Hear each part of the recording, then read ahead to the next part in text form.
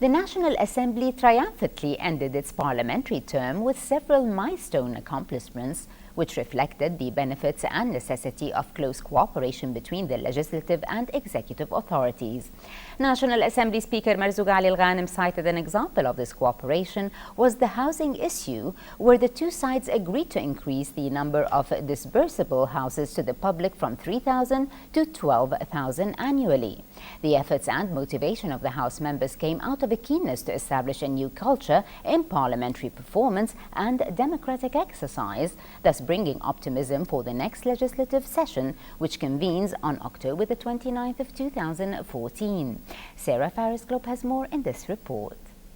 Assembly concluded the second session of the 14th legislative term, with the past 8 months witnessing unprecedented legislative achievements through hard work and cooperation between MPs on one side and the Parliament and the government on the other.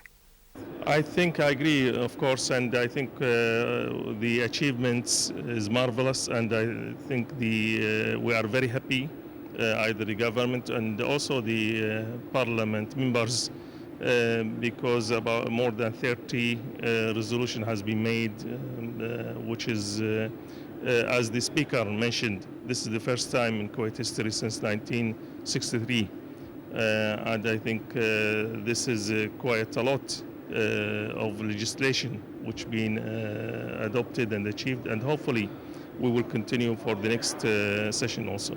I think this is what will be done in a special committee, which will hopefully meet in the starting of the next session to finalize the agenda and to just put some proposed agenda for the next summit. So this will be happened hopefully at the end of the vacation and the starting of the next session, hopefully. A total of 31 bills were passed, as well as 22 draft bills for agreements and 98 others specific to state budgets, a feat unmatched by any previous legislative term since 1963. The government also fielded 62 draft laws, and the lawmakers, by contrast, presented 520 draft law proposals throughout this period. You know, since the 1963, none of these goals and also the bills and the achievements that have been reached, and today we got all of these done, and this is such great happiness for me and for other members, I believe, and also for the Kuwaitis. And one of the most important of these that you can, for the individual can go to the constitutional court and can go by himself, not by the moderator, like the lawyers and something like that. And this is one thing. And also I'd like to talk about the transportation law and authority that we just finished, and also talking about the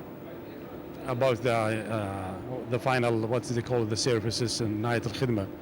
Yeah, that's one of the best things that we can making all the individuals, the employees can get this benefit. And also I'm glad that also regarding the Kuwait University law, also we just limit the law within 5 years to have it done, and to have the new buildings of the campus of the Kuwait University to be done within 5 years. I think we are shaping a new culture now, political cultures and also social cultures. Based on the culture that we are having now, it's much better than before, because before we are not talking about facts and numbers. We are talking about just speech and rumors that can control the cultural value of the individuals in the society. And now we are facing this one, shaping it to have more reasonable and also responsible culture. Many of the seminal laws passed have been long awaited by the public, particularly regarding the Constitutional Court, health insurance, end of service allowance, establishing a transportation authority, build, operate, transfer and public-private partnership, and organizing e-business, among others.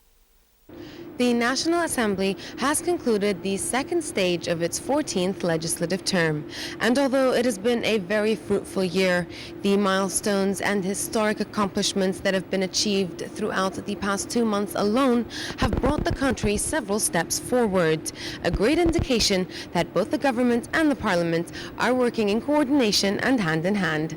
From the National Assembly headquarters, this is Sarah Glib reporting for English News.